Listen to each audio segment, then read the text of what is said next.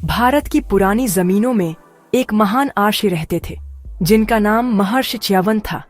वह रिवर्ड आर्षि भृगु के बेटे थे। उनका स्पिरिट बहुत स्ट्रांग था और उनका हार्ट डिवाइन से जुड़ने की गहरी इच्छा से भरा था। उन्होंने कठिन तपस्या का रास्ता चुना, सेल्फ कंट्रोल और मेडिटेशन की ऐसी जर्नी जिसे बहुत कम लोग ही करने की हिम्मत कर पाते थे। वह ऐसी स्पिरिचुअल पावर्स पाना चाहते थे जिनसे पूरी ह्यूमैनिटी को फायदा हो। उनका रिजॉल्व माइटी हिमालयास की तरह अटल था और उनका फोकस सिंगुलर था। वह सिर्फ एक इंसान नहीं थे, वह डिटर्मिनेशन के बीकन थे, अल्टीमेट ट्रूथ की तलाश में एक सोल जो वर्ल्डली लाइफ के सिंपल प्लेजर्स से कहीं बड़े मकसद से प्रेरित थी। तपस्या की इस दुनिया के ऑपोजिट एक किंगडम था जो लाइफ और जॉय से भरा था, जिस पर नोबल किंग शरियाती राज करते थे। राजा की एक सुंदर बेटी थी जिसका नाम सुकन्या था।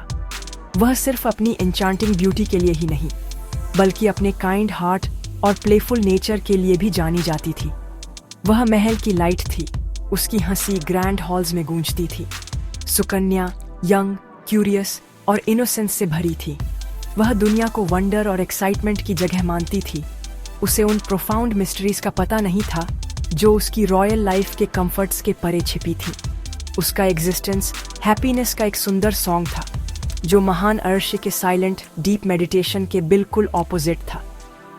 महर्षि च्यवन ने अपनी तपस्या के लिए एक घने जंगल में एक सिक्लूडेड स्पॉट चुना।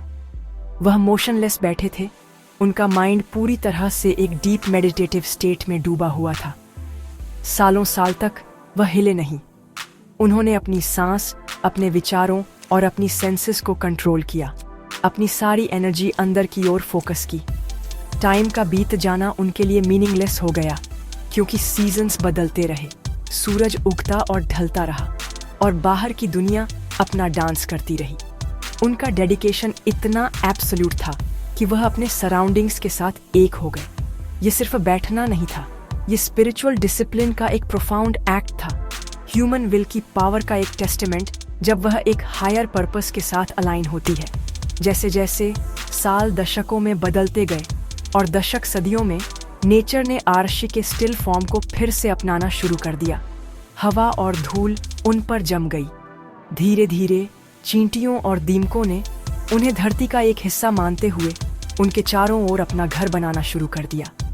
एक बड़ा एंट हिल, मिट्टी का एक बड़ा ढेर बढ़ता गया और उनके शरीर को पूरी तरह से ढक लिया। सिर्फ 2 छोटे छेद बचे। इन छेदों से आर्षि की आंखें एक फेंट अदरवर्ल्डली लाइट के साथ चमकती थीं। वह जंगल का एक जीवित हिस्सा बन गए थे, लाइफ और डेथ के एंडलेस साइकिल के एक साइलेंट विटनेस। उनका फिजिकल फॉर्म छिपा हुआ था लेकिन उनकी स्पिरिचुअल एनर्जी अंदर बहुत ब्राइट जल रही थी। एक दिन, जैसा कि फेट में था, किंग शरियाती ने उसी जंगल में जाने का फैसला किया जहां आर्षि गहरी तपस्या में थे। उनके साथ उनका परिवार और एक बड़ा रेटिन्यू था। उनकी बेटी लवली प्रिंसेस सुकन्या उनके साथ थी, नेचर की ब्यूटी का मजा ले रही थी। वह अपनी दोस्तों के साथ जंगल में घूम रही थी, बटरफ्लाइज का पीछा कर रही थी और वाइब्रेंट फ्लावर्स पर मार्वल कर रही थी।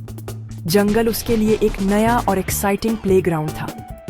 उसका हार्ट डिस्कवरी की सिंपल जॉय से भरा था। उसे बिल्कुल भी पता नहीं था कि उसकी जिंदगी एक ऐसा मोड़ लेने वाली थी जिसकी उसने कभी कल्पना भी नहीं की थी। उसकी इनोसेंट एक्सप्लोरेशन उसे एक ऐसी डेस्टिनी की ओर ले जा रही थी जो पहले से ही लिखी जा चुकी थी। अपनी वॉन्डरिंग्स के दौरान सुकन्या को एक बड़ा मिस्टीरियस एंट हिल मिला। ये एंशिएंट और अनयूजुअल लग रहा था, जैसा उसने पहले कभी नहीं देखा था। उसकी क्यूरियोसिटी तुरंत बढ़ गई।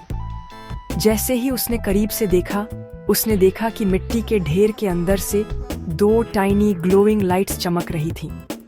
उसे नहीं पता था कि ये महान महर्षि च्यवन की आंखें थीं, जिनकी स्पिरिचुअल पावर उन्हें चमका रही थी।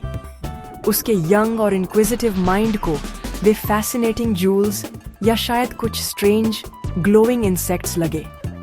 उसे लगा कि इस स्ट्रेंज माउंड में क्या सीक्रेट्स छिपे हैं और इन शाइनिंग ऑब्जेक्ट्स को वहां किसने छोड़ा था।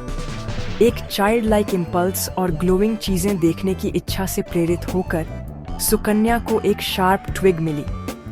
उसने सोचा कि वह सिर्फ लाइट्स पर पोक करेगी, यह देखने के लिए कि क्या वे हिलते हैं या वे किस चीज से बने हैं। कॉन्सिक्वेंसेस के बारे में सोचे बिना उसने धीरे से ट्विग के शार्प एंड को दोनों ओपनिंग्स में डाला।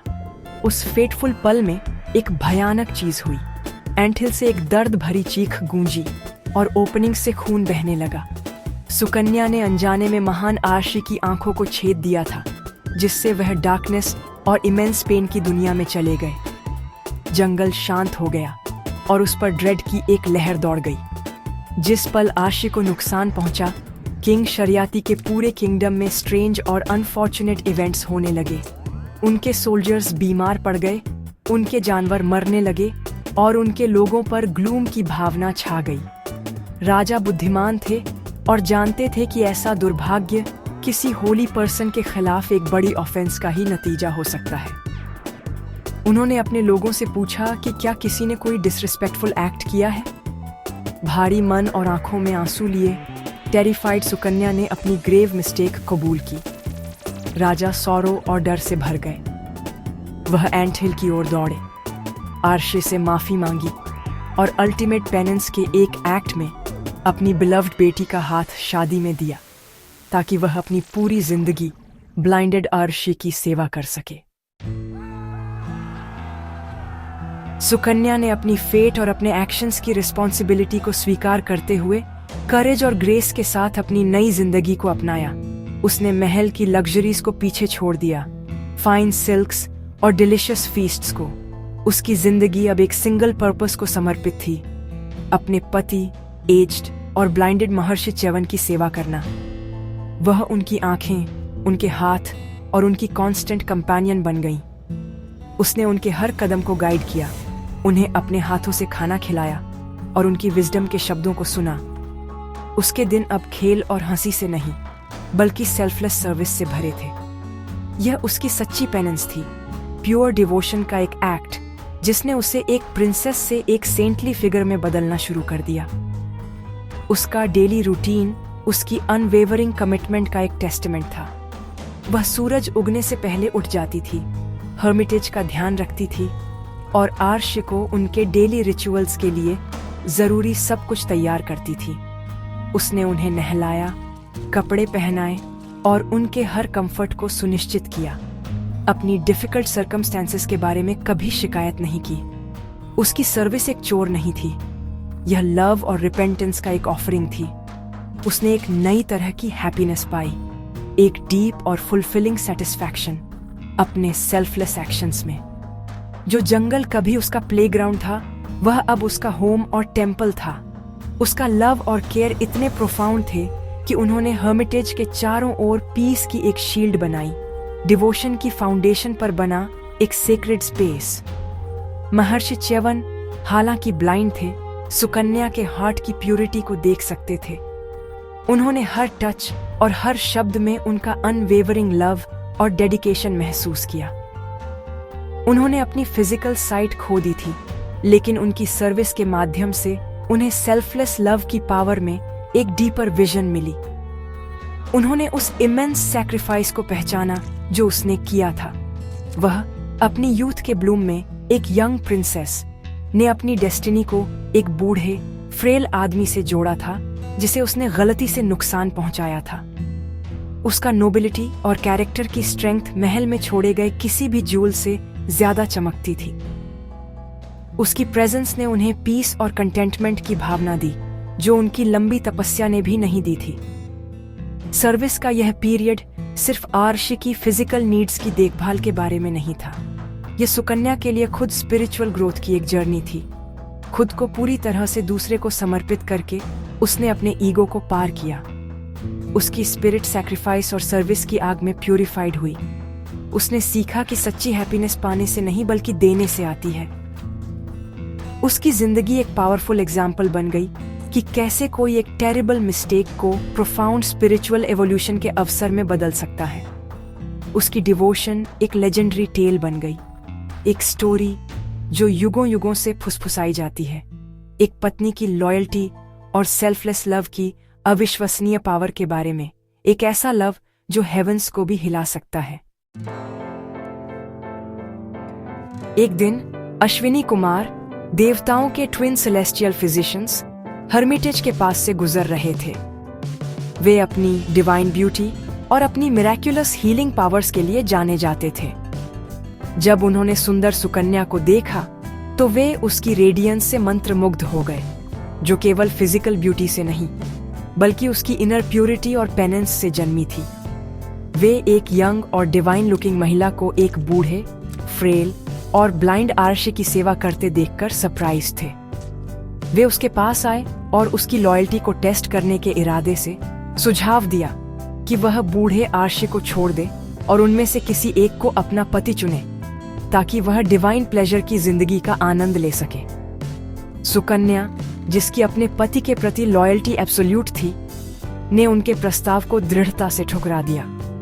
उसने उन्हें बहुत डिग्निटी के साथ बताया कि उसका पति उसके लिए पूरी दुनिया था और वह उसे कभी भी छोड़ने का सपना भी नहीं देख सकती थी, चाहे कुछ भी हो जाए। उसकी फेथफुलनेस और चैस्टिटी ने अश्विनी कुमार को बहुत प्रभावित किया।